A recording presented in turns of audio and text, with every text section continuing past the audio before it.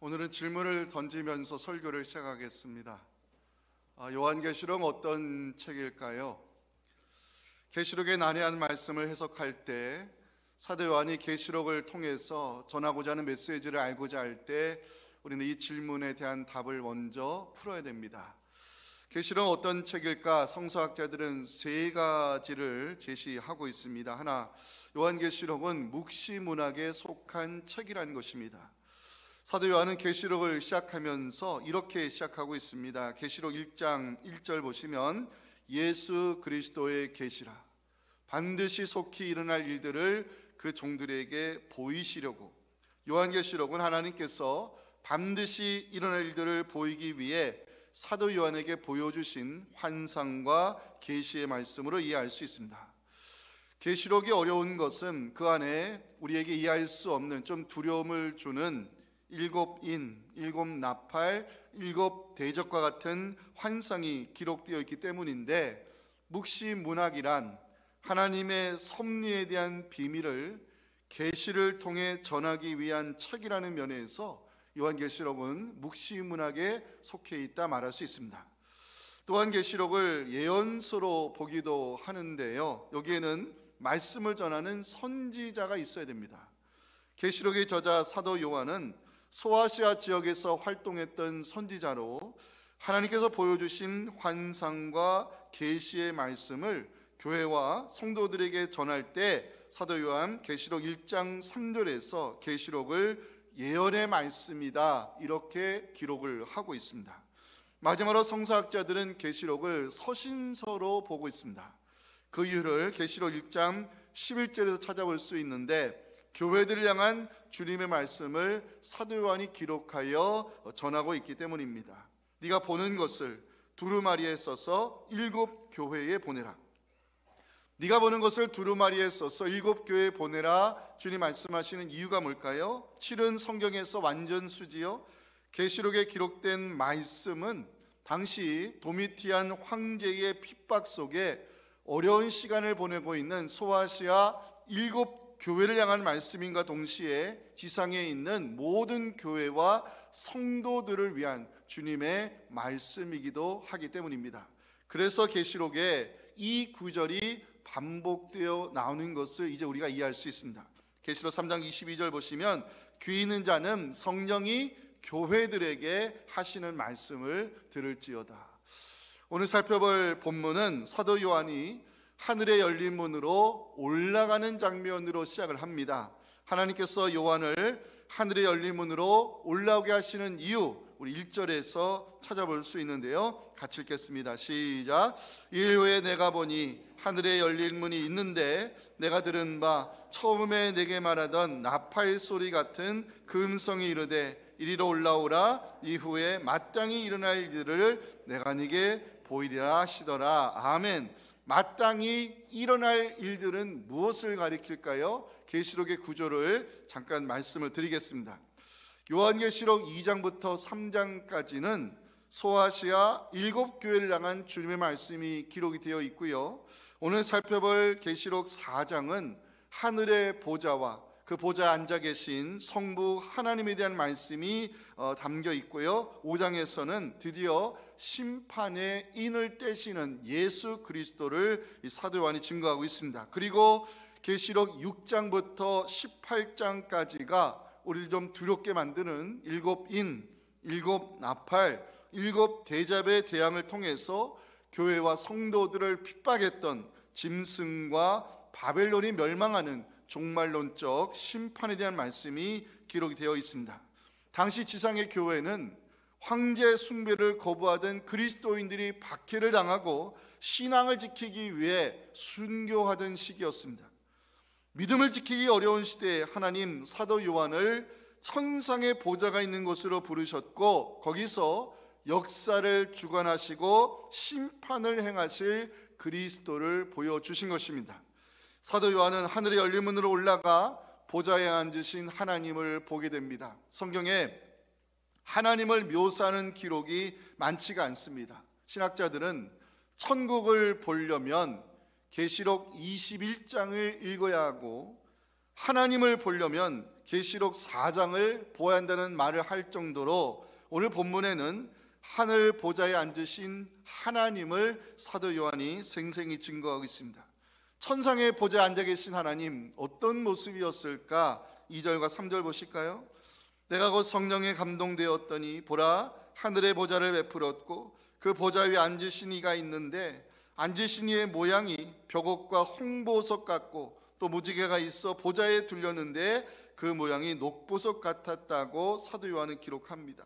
또한 사도 요한은 하나님의 보좌를 중심으로 24 보좌들이 있고 그 보좌에 앉은 24 장로들 그리고 네 생물이 하나님께 영광과 존귀와 권능을 드리는 천상의 예배를 오늘 본문에 기록하며 계시록 4장을 마무리하고 있습니다. 우리를 예배자로 불러주신 그 하나님께 고백하는 마음으로 10절 11절 같이 한번 읽어보겠습니다. 시작. 24 장로들이 보좌에 앉으신 이 앞에 엎드려 세세토록 살아계시는 이에게 경배하고 자기의 관을 보좌 앞에 드리며 이르되 우리 주 하나님이여 영광과 존귀와 권능을 받으시는 것이 합당하오니 주께서 만물을 지으신지라 만물이 주의 뜻대로 있었고 또 지으심을 받았나이다 하더라. 아멘. 하나님께서 사도 요한을 하늘의 열린 문으로 올라오라 말씀하신 이유, 오늘 하늘 전망대에서 바라보자 이 제목으로 함께 말씀의 은혜를 나누겠습니다. 첫째 메시지 중요합니다. 같이 읽겠습니다. 시작. 성도는 하늘 전망대에 올라 하나님의 관점에서 세상을 보아야 합니다. 당시 지상에 있는 교회와 성도들, 도미티아는 황제가 정한 황제 숭배 정책으로 핍박을 받고 있었습니다. 사도 요한 계시록 2장과 3장에서 어려운 시간을 보내고 있는 소아시아 7교회를 향한 주님의 말씀을 기록하여 전하고 있습니다. 오늘 본문은 하나님께서 사도 요한을 하늘의 열린 문으로 올라오라 말씀하시는 장면으로 시작을 합니다. 1절 보실까요? 일후에 내가 보니 하늘에 열린 문이 있는데 이리로 올라오라 마땅히 일어날 일들을 내가 네게 보이리라 하나님 말씀했습니다. 하나님 사도 요한을 하늘의 열린 문으로 올라오라 말씀하시는 이유는 하늘 보좌를 보여주기 위함이었습니다. 2절 보십니다. 내가 곧 성령에 감동되었더니 보라 하늘의 보좌를 베풀었고 그 보좌 위에 앉으신 하나님을 사도 요한이 보게 됩니다. 결국 사도 요한이 하늘의 열린 문에 올라가 보았던 것 두 가지로 볼 수가 있는데요. 하나는 하늘 보좌였습니다. 보좌는 신약 성경에서 총 62회 등장하는 단어인데요. 계시록에만 47번 기록될 정도로 사도 요한은 이 보좌의 신학을 통해서 그 당시 어려움 당하고 있는 교회와 성도들에게 위로와 소망의 메시지를 전하고 있습니다. 하나님이 사도 요한에게 하늘 보좌를 보여주신 이유가 뭘까? 잘 들으세요. 성도들은 하늘 보좌에 속한 사람들이고 세상 사람들은 짐승의 보좌에 속한 사람들임을 알려주기 위함이었습니다. 계시록에는 두 개의 보좌가 등장한다는 것이죠. 하늘의 보좌와 짐승의 보좌. 사도 요한이 하늘의 열린 문으로 올라가 보았던 것은 하늘 보좌와 그 보좌 위에 앉으신 성부 하나님이었습니다. 계시록에는 또 다른 보좌가 등장합니다. 짐승의 보좌입니다. 계시록 13장 2절 보시면 내가 본 짐승과 보좌라는 표현을 쓰고 있죠. 계시록에 등장하는 종말론적 싸움은 결국에 하늘 보좌와 짐승의 보좌 사이에 일어나는 파워게임이라 말할 수 있습니다. 중요한 것은 하나님이 사도 요한에게 하늘 보좌를 보여주신 이유입니다. 보좌란 통치하는 자리를 뜻하는데요, 누가 진정한 통치자인지, 누가 역사의 주인이고 누가 세상을 주관하는지 하나님은 사도 요한에게 그것을 보여주기 위해 그 어려운 시기에 하늘 보좌로 부르신 것입니다. 계시록은 결국 보좌의 신학을 통해서 두 가지 메시지를 전해주는 위로의 책입니다. 하나는 성도는 주님과 함께 하늘 보좌에 앉게 된다는 사실입니다. 계시록 3장 21절 보실까요? 이기는 그에게는 내가 내 보좌에 함께 앉게 하여 주기를 내가 이기고 아버지 보좌에 함께 앉은 것과 같이 하리라 약속했습니다. 예수에 대한 믿음을 끝까지 지킨 성도는 황제 숭배를 거부하다 죽임을 당할지라도 그 죽음은 복된 죽음이며 하늘 보좌에 올라 영원한 안식을 그리스도와 함께 누리게 될 것, 요한계시록 14장 12절 13절 약속하고 있습니다. 우리에게 앞으로 일어날 일입니다. 같이 읽겠습니다. 성도들의 인내가 여기 있나니 그들은 하나님의 계명과 예수에 대한 믿음을 지키는 자니라. 또 내가 들으니 하늘에서 음성이 나서 이르되 기록하라. 지금 이후로 주 안에서 죽는 자들은 복이 있도다 하시매 성령이 이르시되 그러하다. 그들이 수고를 그치고 쉬리니 이는 그들의 행한 일이 따름이라 하시더라. 아멘. 보좌의 신학이 들려주는 또 하나의 메시지가 있습니다. 짐승의 보좌와 그 짐승의 보좌에 속한 사람들, 결국에는 패망한다는 사실, 계시록 16장 10절에서 보여주고 있습니다. 다섯째 천사가 그 대접을 짐승의 왕자에 쏟으니 그 나라가 곧 어두워지며 사람들이 아파서 자기 혀를 깨물 것이다. 계시록의 중심 기둥을 이루고 있는 일곱 나팔 재앙에 이어서 마지막 일곱 대접은요, 짐승이 앉아있는 그 보좌에 재앙이 쏟아지는데 짐승의 보좌에 속한 사람들이 심판의 고통을 당하면서 그 고통이 너무 아파서 혀와 이를 깨물 것이라고 성경은 경고하고 있습니다. 하나님의 사도 요한을 통해서 짐승의 보좌는 재앙으로 무너질 것이고 짐승의 보좌에 속한 사람들의 최후 결말이 어떻게 될 것인지 확실히 보여주고 있습니다. 보좌에 앉아있는 짐승과 그 보좌에 속한 사람들이 심판의 고통을 당하는 이유, 갚아주시는 하나님 때문입니다. 계시록 16장 6절 보실까요? 그들이 성도들과 선지자들의 피를 흘렸으므로 그들에게 피를 마시게 하시는 것이 합당하다고 성경은 말씀합니다. 우리는 여기서 하나님께서 사도 요한을 하늘의 열린 문으로 올라오라 말씀하신 이유를 발견할 수 있습니다. 하늘 전망대에 올라서 하나님의 관점에서 세상을 바라보라는 것입니다. 지금은 우리 눈에 악의 세력들이 득세하고 하늘 보좌에 속한 성도를 괴롭히고 힘들게 하지만 결국에는 누가 세상을 통치할 것인지, 누가 세상을 주관하는 역사의 주인인가, 성도의 억울함을 갚아주시는 하나님, 세상을 심판으로 다스리시는 하나님이 살아계시다는 걸 보여주기 위해 그 어려운 시기에 하나님 사도 요한을 하늘 전망대로 부르신 것입니다. 2절 보실까요? 내가 곧 성령에 감동되었더니 보라 하늘의 보좌를 베풀었고 그 보좌 위에 앉으신 하나님이 하늘 전망대에서 세상을 바라보도록 사도 요한을 불러 올리신 것입니다. 저는 이번 설교 준비하면서 1절에 나오는 하늘의 열린 문을 묵상했습니다. 그리고 어려운 시대를 살아가는 우리를 향한 메시지를 발견하게 되었습니다.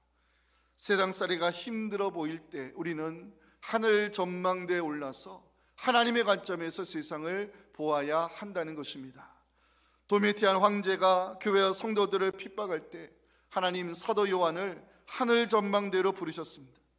현실에서 보면 우리가 당하는 고통과 인생의 문제가 커 보이지만 하늘 전망대에 올라 하나님의 관점에서 바라보면 문제는 작아 보이는 것입니다. 사랑하는 성도 여러분, 이해가 되지 않는 어려움을 겪고 계십니까? 세상살이가 힘들게 느껴지십니까? 주변을 둘러봐도 희망이 보이지 않으십니까? 그때가 바로 하늘 전망대에 올라 하나님의 관점에서 내가 당하고 있는 어려움들을 보아야 할 때입니다. 우리가 믿는 하나님, 살아계신 하나님이십니다. 모든 것을 감찰하고 계시는 하나님이십니다. 우리의 아픔, 우리의 고통을 기억하시고 갚아주시는 하나님이십니다. 사도 요한의 계시록을 기록할 당시요, 교회와 성도들은 살아가는 게 비참하다는 말밖에는 설명이 되지 않는 정말 힘든 시간을 보내고 있었습니다. 사회적 냉대와 차별, 조롱과 핍박 등 참으로 힘든 고통의 시간을 지나고 있었습니다. 하지만 사도 요한은 하늘 전망대에 올라 하나님의 보좌 곁에 24 장로들이 그 하늘 보좌에 앉아 있는 것을 보았다고 4절을 기록하고 있습니다. 중요한 메시지를 담고 있는 말씀입니다. 같이 읽겠습니다. 또 보좌에 둘려 24 보좌들이 있고 그 보좌들 위에 24 장로들이 흰옷을 입고 머리에 금관을 쓰고 앉았다. 방송실 잠깐 이 말씀 띄워놔 주세요. 자, 24 장로들은 누굴까요? 하늘 보좌에 앉아 있는 24 장로들 누굴까? 10이라는 숫자를 풀어야 됩니다. 12는 하나님의 백성을 대표하는 상징적 숫자인데요, 24는 당연히 12 더하기 10이겠죠. 구약의 이스라엘 12지파와 신약의 12사도를 대표하는 것으로 24 장로는 하나님의 백성을 대표하는 숫자로 이해할 수 있습니다. 하나님 백성 전체를 대표하는 24 장로가 지금 어디에 앉아 있습니까? 하늘 보좌에 있는 24 보좌에 이들이 앉아 있고요, 그들은 흰 옷을 입고 머리에 금관을 쓰고 있었다고 사도 요한은 자신이 본 것을 기록하고 있습니다. 흰 옷과 금관은 예수 그리스도에 대한 믿음을 끝까지 지킨 성도들에게 하나님이 입히시는 승리의 옷이요, 하나님이 씌워주시는 영광의 관을 말합니다. 지금은 지상의 교회와 성도들이 힘들고 어려운 시간을 보내고 있지만 하나님은 하늘 보좌에서 성도들을 존귀한 자리에 세워주실 것을 성경은 약속하고 있습니다. 예수에 대한 믿음을 지킨 성도들에게 계시록이 들려주는 위로와 소망의 말씀이 있습니다. 계시록 21장 3절과 4절을 같이 읽겠습니다. 시작. 내가 들으니 보좌에서 큰 음성이 나서 이르되 보라, 하나님의 장막이 사람들과 함께 있음에 하나님이 그들과 함께 계시리니 그들은 하나님의 백성이 되고 하나님은 친히 그들과 함께 계셔서 모든 눈물을 그 눈에서 닦아주시니 다시는 사망이 없고 애통하는 것이나 곡하는 것이나 아픈 것이 다시 있지 아니하리니 처음 것들이 다 지나갔음이러라. 아멘. 힘들고 어려울 때 하늘 전망대에 올라 하나님의 관점에서 세상을 바라보는 여러분들에게 믿음으로 이기게 하시는 주님으로 말미암아 하늘 보좌에서 영원토록 왕노릇하는 우리 모두가 될 수 있기를 주님의 이름으로 축원합니다. 자, 오늘 결론 메시지 같이 한번 읽어봅니다. 시작. 하늘 보좌에 속한 성도는 하나님께 영광과 존귀와 권능을 드리는 예배자가 되어야 합니다. 사도 요한이 하늘 보좌에 올라 보았던 하나님의 모습은 어떤 모습이었을까? 3절 보실까요? 앉으신 이의 모양이 벽옥과 홍보석 같고 또 무지개가 있어 보좌에 둘렸는데 그 모양이 녹보석 같았다고 기록을 합니다. 저는 3절을 묵상하면서 왜 우리가 하나님을 예배해야 되는지 그 예배드림의 이유를 찾게 됐습니다. 첫 번째 이유, 하나님은 빛이시기 때문입니다. 사도 요한은 자신이 보았던 하나님을 벽옥과 홍보석 같았다고 증언을 합니다. 벽옥과 홍보석 같다는 것은 보석처럼 빛나는 빛이신 하나님에 대한 사도 요한의 고백입니다. 성경은 하나님을 빛을 입으신 분으로, 우리가 가까이 할 수 없는 빛에 거하신 분으로 증거하고 있습니다. 시편 104편 2절과 디모데전서 6장 16절은 빛이신 하나님에 대한 말씀입니다. 주께서 옷을 입음같이 빛을 입으시며 하늘을 휘장같이 치시며 오직 그에게만 죽지 아니함이 있고 가까이 가지 못할 빛에 거하시고 어떤 사람도 보지 못하였고 또 볼 수 없는 이시니 그에게 존귀와 영원한 권능을 돌릴지어다. 아멘. 사도 요한이 보석처럼 빛나는 하나님을 기록하는 것은요, 세상의 어두운 세력을 물리칠 수 있는 분은 빛이신 하나님밖에 없기 때문입니다. 우리가 살아가는 세상, 앞으로 얼마나 더 무서운 세상으로 변해갈지 사실은 두렵습니다. 예수에 대한 믿음을 지키며 살아가는 우리를 걱정하게 하고 근심하게 만드는 세상은 어둠의 세력이 주관하는 세상입니다. 어둠의 세력은 창조주 하나님을 밀어내려 합니다. 어둠의 세력은 하나님의 창조 질서를 깨뜨리려 합니다. 어둠의 세력은 성경적 가치관을 거부합니다. 성도들이 세상을 바라볼 때 희망이 없어 보이고 기대와 소망보다는 걱정과 근심이 앞서는 것이 우리가 지금 믿음으로 살는 세상의 현실입니다. 앞으로 이 세상이, 대한민국 사회가 어떻게 변해갈지 두려울 뿐입니다. 하지만 사랑하는 성도 여러분, 우리가 믿는 하나님은 살아계신 하나님이십니다. 하나님은 세상의 어둠을 물러가게 하실 빛이신 하나님이십니다. 하나님이 빛 가운데 계신 것 같이 하늘 보좌에 속한 성도는 빛의 자녀처럼 살아가야 된다고 요한일서 1장 7절에서 사도 요한은 강조하고 있습니다. 같이 읽겠습니다. 그가 빛 가운데 계신 것 같이 우리도 빛 가운데 행하면 우리가 서로 사귐이 있고 그 아들 예수의 피가 우리를 모든 죄에서 깨끗하게 하실 것이요. 아멘. 왜 우리는 하나님을 예배해야 되는가? 두 번째요, 하나님은 약속하신 말씀을 반드시 지키시기 때문입니다. 3절 마지막 구절을 여러분 주목해 주셔야 됩니다. 사도 요한은 하나님의 보좌 주변에 무지개가 들려 있었다고 증언을 합니다. 무지개는 뭐죠? 하나님께서 노아의 홍수 이후에 약속하신 언약의 증표이죠. 창세기 9장 11절과 13절 보실까요? 내가 너희와 언약을 세울 것이니 땅을 멸할 홍수가 다시 있지 아니할 것이다. 내가 내 무지개를 구름 속에 두었나니 언약의 증거가 될 것이다. 중요한 것은요, 잘 들으세요. 무지개와 활이 히브리어로 똑같은 단어입니다. 성경학자들은 무지개를 활의 모양으로 보았을 때 그 활의 모양인 무지개가 하늘을 향해 있는 것에 주목하고 있습니다. 활의 방향이 하늘을 향해 있다는 것, 당신의 생명을 걸고서 약속하신 말씀을 지키겠다는 하나님의 신실하심, 하나님의 거룩한 의지로 해석할 수 있습니다. 계시록을 읽으시면 무서운 책이 아니라 성도들에게 위로와 소망을 주는 책임을 알 수 있습니다. 왜? 짐승의 보좌는 마지막 대접 재앙에 그 재앙이 쏟아짐으로 무너질 것이고, 짐승의 보좌에 속했던 사람들 하나님의 심판을 받는데 그 심판의 고통이 갚아주시는 하나님 때문에 너무 아파서 이와 혀를 깨물 것이라고 성경은 그들의 최후를 기록합니다. 하지만 하늘 보좌에 속한 성도는 그 믿음을 지켰기 때문에 하나님의 위로와 상급을 받으며 그리스도와 함께 하늘 보좌에 앉게 될 것을 요한계시록 20장 4절, 이것은 우리에게 들려주는 복음입니다. 여러분 읽어주시면 좋겠습니다. 시작.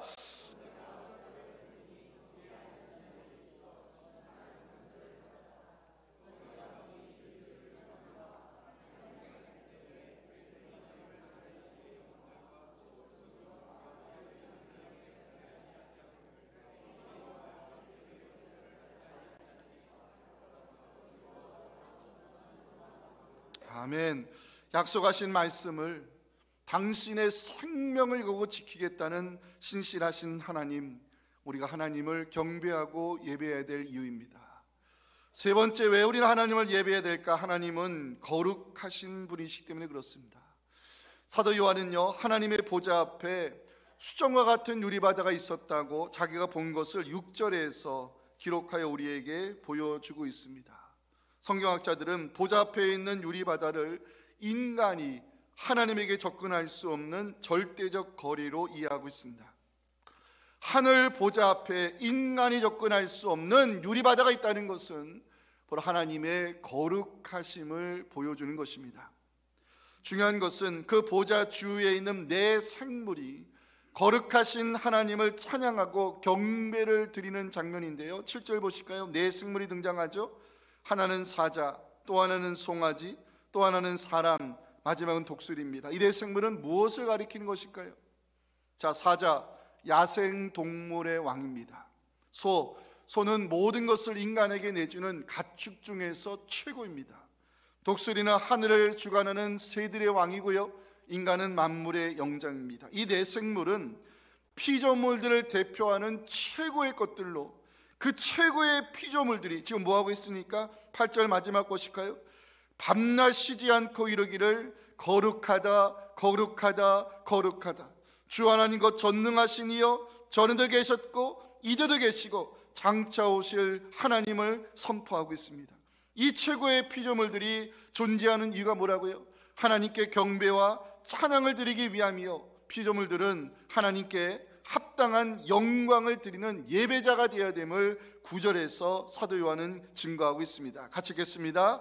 그 생물들이 보좌에 앉으사 세세토록 살아계시는 이에게 영광과 존귀와 감사를 드릴 때에 아멘.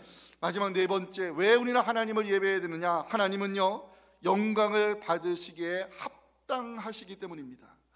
사도 요한은 마지막으로 24장로들이 하나님 앞에 엎드려 자기의 금관을 하나님께 내어드리는 장면으로 오늘 10절을 기록하고 있어요.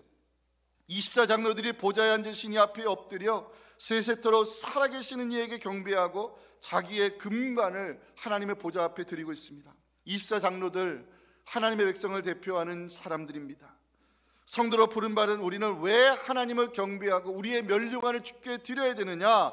하나님을 예배해야 되는 이유에 대해서 사도 요한은 11절에서 합당하오니 이 단어를 사용하고 있습니다. 11절 말씀 같이 읽겠습니다. 시작. 우리 주 하나님이여 영광과 존귀와 권능을 받으신 것이 합당하오니 주께서 만물을 지으신지라 만물이 주의 뜻대로 있었고 또 지으심을 받았나. 잠깐 이 말씀 띄워놔 주세요. 합당하오니, 이 단어 주목해 주세요. 합당하오니, 헬라어로 악시오스입니다. 이게 언제 쓰여진지 아세요? 그 당시에 교회와 성도들을 핍박했던 로마 황제 도미티안이 전쟁에서 승리를 거두고 이 개선 행진할 때 로마 사람들이 악시오스 악시오스, 로마 황제여 영광을 받으소서, 그때 썼던 단어입니다. 그런데 사도 요한은 이 합당하오니 악시오스를 하나님께 드리라고 그 어려운 시대에 믿음을 지키는 소아시아 7교회와 성도들에게 외치고 있습니다. 살아계신 하나님만이, 이 역사를 주관하시고 세상을 심판하신 하나님만이 영광을 받으시기에 합당하신 하나님이심을 사도 요한이 선포하고 있는 것입니다. 우리를 이기게 하시고 우리를 승리하게 하시는 하나님만이 우리의 예배를 받으시기에 합당하신 하나님이십니다. 그 하나님이 우리를 이 시대의 성도로 부르셨고 그 하나님이 우리를 이 시대의 예배자로 부르셨습니다. 우리 하나님께 합당한 영광을 올려드리는 신실한 예배자의 믿음으로 시편 29편 2절 말씀을 같이 읽고 오늘 설교 마칩니다. 시작. 여호와께 그의 이름에 합당한 영광을 돌리며 거룩한 옷을 입고 여호와께 예배할지어다. 아멘. 하나님 아버지, 믿음을 지키며 살아가기가 세상살이가 만만치 않습니다. 앞으로 대한민국 사회가 앞으로 어떻게 변해갈지, 문화서 시대가 우리에게 다가올지 심히 두렵고 떨리는 시대에 살고 있습니다. 하나님, 부탁드리는 것은 우리 온 국민에게 영적인 분별력을 주시옵소서. 참과 거짓을 분별할 수 없는 시대 속에 살고 있습니다. 뻔뻔한 정치인들이 자기가 지도자가 맞다고 외치고 있습니다. 하나님 아버지, 이 대한민국을 버려두실 것입니까? 순교의 피가 흐르는 나라입니다. 전국에 십자가가 세워져 있는 나라입니다. 하나님, 이 나라를 긍휼히 여겨 주시옵소서. 진리 되신 예수 그리스도를 따르는 성도들로 깨어 기도하게 하여 주시옵시고 하나님의 공의와 정의가 살아있음을 보여주시옵소서. 세상 사람들이 짐승의 보좌에 앉아서 권력을 휘두르는 지도자들에게 악시오스 외칠 때 하나님, 우리는 오직 하나님만이 우리의 영광을 받으시기에 합당하신 하나님이오니 우리 주님께 찬양과 영광과 경배를 드립니다. 하나님, 우리의 예배를 기쁘게 받으시고 사랑하는 우리 다음 세대 자녀들을 계속해서 예배자로 세워나가는 우리 교회가 되게 하여 주시옵소서. 예수님의 이름으로 기도하옵나이다. 아멘.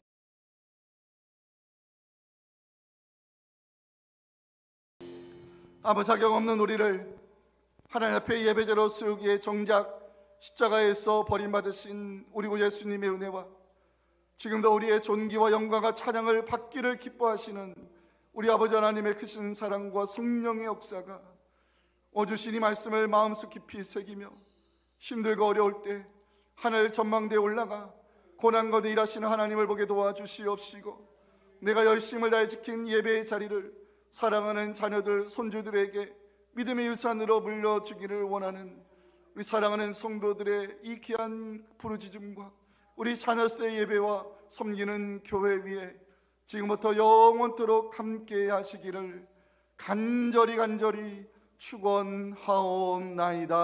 아멘.